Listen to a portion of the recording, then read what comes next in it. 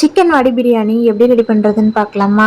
அடுப்பில் பாத்திரம் வச்சு சூடான உடனே 200 ml ஆயில், 10 ml வந்துட்டு நெய் விட்டுக்கலாம். இதில் பட்டை, கிராம்பு, ஏலக்காய்லாம் வந்து ஒவ்வொரு கிராம், 400 கிராம் வந்து வெங்காயம், அதை நல்லா வதக்குனதுக்கப்புறம் 2 பச்சை மிளகா, 1 கைப்பிடி புதினா, கொத்தமல்லி சேர்த்து வதக்கிட்டு 10 கிராம் வந்துட்டு சக்தி மிளகாய் தூள் சேர்த்து நல்லா கலந்து விட்டதுக்கப்புறம் இது கூட வந்து 100 கிராம் இஞ்சி, 50 கிராம் வந்துட்டு பூண்டு சேர்த்து வதக்கிட்டு 200 கிராம் தக்காளி அதையும் சேர்த்து வதக்கிட்டு 1 ml தயிர் சேர்த்து அதையும் நல்லா குழைவாக வதக்கிக்கலாம். அது கூடவே வந்து ஃப்ரெஷ்ஷாக அரைச்ச பிரியாணி மசாலா, அது கூட வந்து 800 ml தண்ணி சேர்த்துட்டு மசாலாவுக்கு தேவையான அளவு உப்பு சேர்த்துக்கலாம். கொதிக்கிற தண்ணியில் ரைஸ் சேர்த்துட்டு ஹாஃப் பாயில் பண்ணி எடுத்துக்கலாம். இது கூட உப்பும் சேர்த்துக்கலாம். இப்போ மசாலாவில் சிக்கன் சேர்த்துட்டு சிக்கனுக்கு தேவையான அளவு உப்பும் சேர்த்துக்கலாம்.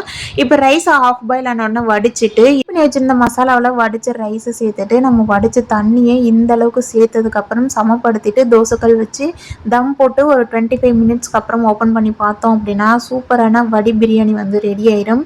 டீட்டெயில்ஸ் ரெசிபி வேணும் அப்படின்னாலுமே வந்து கமெண்ட் பண்ணுங்க. இந்த வீடியோ பிடிச்சிருந்துச்சு அப்படின்னா மறக்காம லைக் பண்ணி நம்ம சேனலை சப்ஸ்கிரைபும் பண்ணிக்கோங்க. நாளைக்கு இன்னொரு வீடியோவில் பார்க்கலாம்.